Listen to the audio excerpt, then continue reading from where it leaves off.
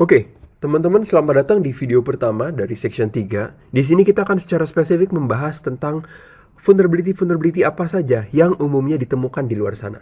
Dan secara spesifik kita juga akan membahas tentang bagaimana sih hacker-hacker di luar sana, orang-orang di luar sana bisa menemukan sebuah vulnerability atau bahkan menemukan banyak vulnerability di dalam sebuah aplikasi. Kayak gitu ya teman-teman ya. Nah, ini adalah guidelines yang digunakan untuk selama kita belajar di video ini. Jadi hanya ada satu menu, hanya ada satu topik yang akan kita bahas di video kali ini, yaitu application level vulnerability. Jadi vulnerability, kelemahan-kelemahan yang bisa ditemukan oleh seseorang yang bisa mengancam integritas maupun mengancam keamanan dari aplikasi tersebut, baik aplikasi itu berupa aplikasi web, aplikasi mobile, aplikasi desktop, aplikasi cloud, dan sebagainya. Oke, kita akan langsung masuk ke materi teman-teman.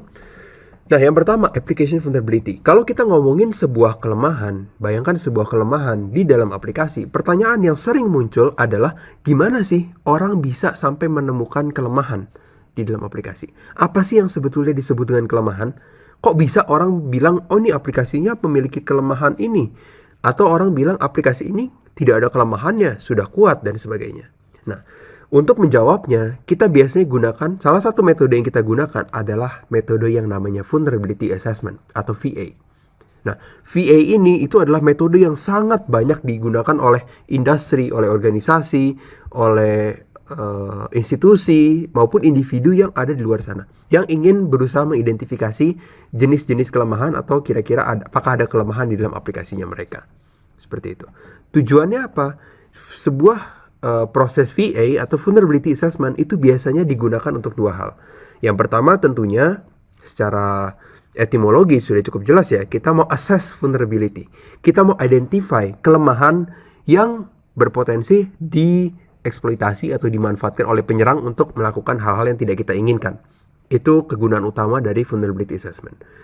Tapi yang kedua, Vulnerability Assessment itu biasanya juga digunakan untuk memprediksi, untuk mengukur, untuk mencoba mengakses seberapa efektif security countermeasures atau sistem-sistem pertahanan, sistem-sistem mitigasi resiko, maupun sistem-sistem perlindungan yang telah kita tempatkan di dalam aplikasi kita.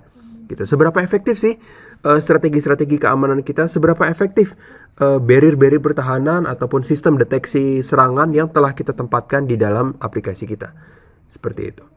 Tujuannya adalah supaya aplikasi kita itu mencapai level protection dari informasi-informasi yang terdapat di dalamnya. Jadi informasi-informasi di dalamnya dapat dilindungi dengan sebaik mungkin dari semua jenis eksploitasi atau semua jenis serangan yang mungkin dilakukan oleh orang di luar sana. Seperti itu. Nah, pertanyaan yang kedua yang sering muncul, bagaimana sebuah proses VA atau Vulnerability Assessment itu dilakukan? Pada umumnya, pentester atau hacker atau vulnerability assessor itu menggunakan sebuah software yang dinamakan vulnerability scanning software atau vulnerability scanner, yang mana dia akan menganalisa semua komponen-komponen yang terdapat di dalam sebuah aplikasi yang menjadi target kita. Gitu. Setelah itu dia akan menggunakan apa yang kita sebut sebagai heuristic test. Heuristic test ini apa? Heuristic test adalah tes yang berdasarkan pattern atau berdasarkan signature. Jadi ketika sebuah aplikasi pada umumnya udah pernah banyak di dunia nyata, banyak attacker, banyak hacker yang sudah berhasil menjebol sebuah aplikasi.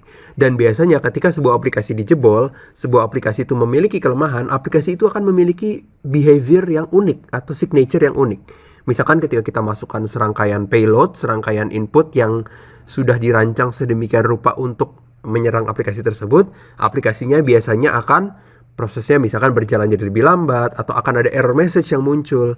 Nah, tanda-tanda atau signature seperti itu yang dimanfaatkan oleh sebuah vulnerability scanning software untuk menentukan atau untuk menjudge apakah sebuah aplikasi memiliki vulnerability atau tidak. Gitu. Jadi kata kuncinya, ketika kita menggunakan vulnerability scanning software, kita rely pada signature, pada pattern yang sudah terlebih dahulu ditetapkan. Itulah heuristic testing. Seperti itu. Nah, pattern-pattern ini itu bisa didapatkan atau bisa diidentifikasi atau tercatat itu di dalam sebuah indeks yang namanya Common Vulnerabilities and Exposures. Kita akan bahas lebih banyak di sesaat lagi, di slide berikutnya. Oke. Nah, sebelum kita membahas tentang indeks, tentang data, vulnerability yang sudah ditemukan dan terdaftar di internet dan sebagainya, kita akan terlebih dahulu kita mau coba lihat apa saja informasi yang dapat didapatkan oleh seseorang ketika dia melakukan vulnerability scanning. Gitu. Jadi si vulnerability scanner ini itu bisa mendapatkan data apa aja dan dia memerlukan informasi apa saja untuk bisa menentukan apakah sebuah aplikasi ada vulnerability atau tidak ada vulnerability. Oke, yang pertama, sebuah vulnerability scanner itu akan mencari tahu informasi mengenai OS version atau versi operating system yang berjalan di sistem yang sedang ingin kita akses. Tujuannya apa? Tujuannya adalah karena di luar sana, kita kembali lagi ke konsep yang tadi ya. Di luar sana, di internet, sudah ada vulnerability ratusan ribu, jutaan, bahkan mungkin miliaran vulnerability yang sudah pernah ditemukan oleh manusia, oleh hacker-hacker, oleh pentester, oleh security engineer, dan sebagainya, security researcher, dan sebagainya. Nah, sebuah OS, suatu operating system, pada versi tertentu, itu bisa saja sudah memiliki vulnerability yang pernah ditemukan oleh orang lain. Seperti itu. Jadi misalkan Windows 7 atau Windows Vista atau Windows XP memiliki vulnerability pada salah satu servisnya yang dinamakan service SMB atau Samba gitu. Tapi Windows 11 sudah tidak memiliki lagi. Artinya beda versi operating system itu bisa membedakan atau yang menjadi pembeda apakah sebuah sistem operasi memiliki vulnerability atau enggak. Gitu ya. Nah, dengan vulnerability scanner ini tahu jenis operating system dan versi operating system yang berjalan pada sistem tersebut, maka dia akan bisa melakukan cross check. Dia akan cek, oke, operating system yang digunakan adalah Windows 7. Dia akan coba lihat apakah di Windows 7 dengan update terakhir tanggal berapa, misalkan tanggal sekian, tanggal 17 tahun 2017, itu memiliki vulnerability yang sudah beredar di luar sana. Nah, kalau misalkan iya, berarti vulnerability scanner akan mencoba untuk ngetes, untuk melakukan pembuktian apakah benar ini dia vulnerable atau tidak. Gitu. Vulnerability scanning yang canggih, yang high level atau yang very advanced, itu akan bisa melakukan itu. Tapi kalau misalkan vulnerability yang pada umumnya dilakukan atau pada umumnya ada di dunia, itu biasanya dia berhenti sampai mengidentifikasi jenis OS-nya apa, versi OS-nya apa, dan di luar sana ada vulnerability apa saja. Seperti itu. Oke. Kemudian dia juga akan melihat port network yang sedang listening atau port network yang sedang standby. Kenapa? Karena port network yang sedang standby itu melambangkan ada aplikasi yang berjalan di dalamnya dan sedang menunggu koneksi dari komputer lain atau koneksi dari aplikasi lain. Seperti itu.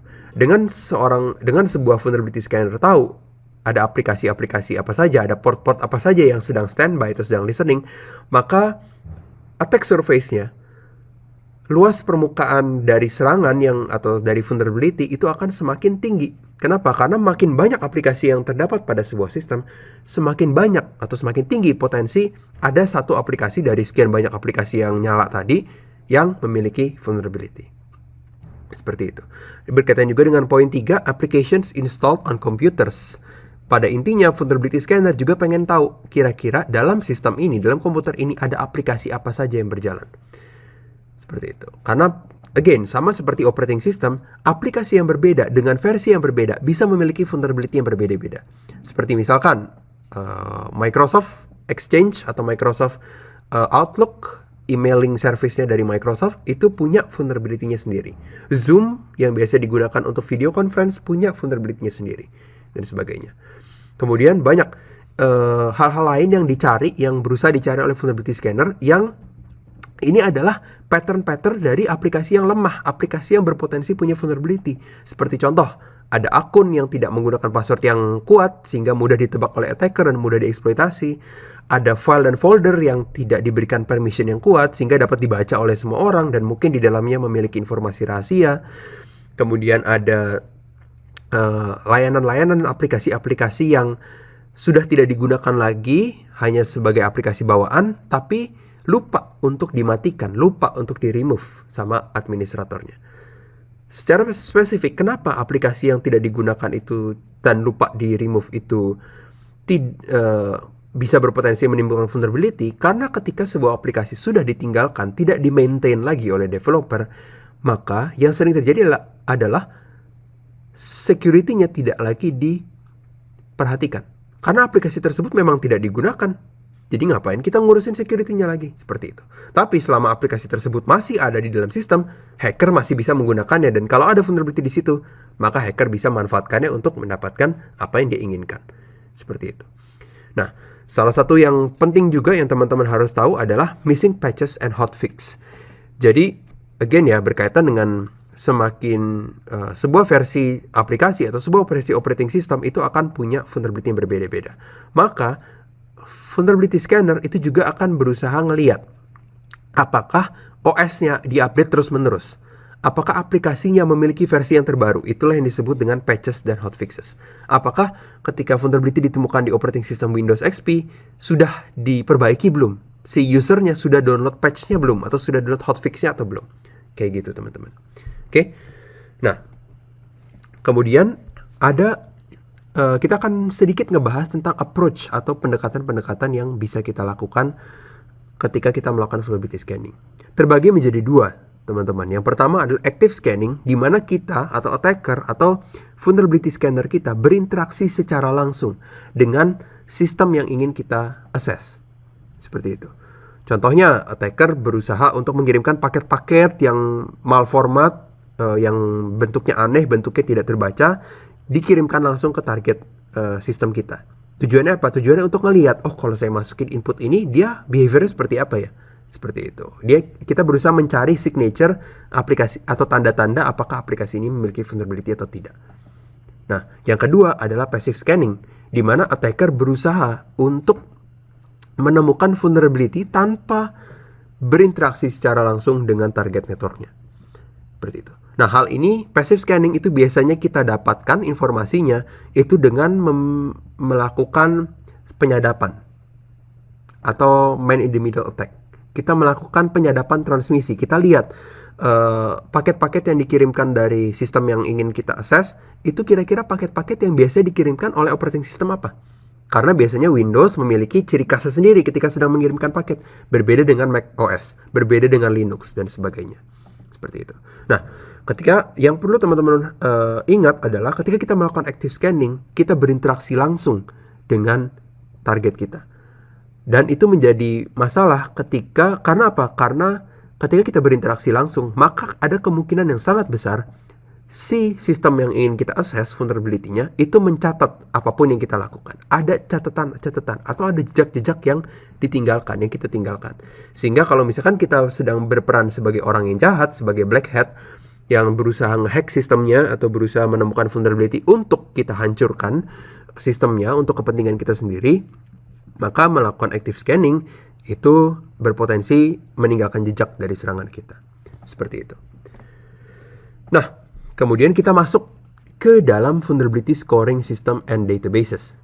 Ya, jadi di tahap selanjutnya dari pengenalan mengenai application vulnerability, kita akan banyak bahas tentang vulnerability scoring system and databases. Apakah ini? Ini adalah indeks-indeks atau data-data atau registry-registry atau pengkatalogan dari vulnerability-vulnerability yang telah ditemukan oleh orang-orang di seluruh dunia dan bisa kita akses datanya secara luas dan bebas.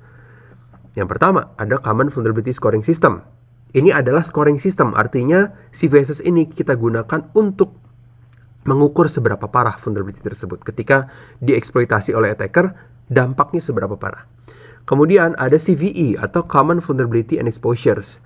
CVE ini adalah ID yang digunakan untuk mengidentifikasi satu vulnerability pada sebuah aplikasi dengan vulnerability yang mirip-mirip tapi berada di aplikasi yang lain. Nah, kemudian ada NVD atau National Vulnerability Database dan ada CWE atau Common Weakness Enumeration. Nah, NVD atau National Vulnerability Database ini adalah sebuah database. Dia merangkum atau dia menyimpan semua data vulnerability yang telah ditemukan. Sementara CWE ini adalah Common Weakness Enumeration. Dia mengkategorikan banyak vulnerability dari banyak aplikasi berbeda menjadi kategori-kategori vulnerability yang umum ditemukan. Kita akan bahas secara lebih dalam satu persatu di video berikutnya ya teman-teman. Terima kasih.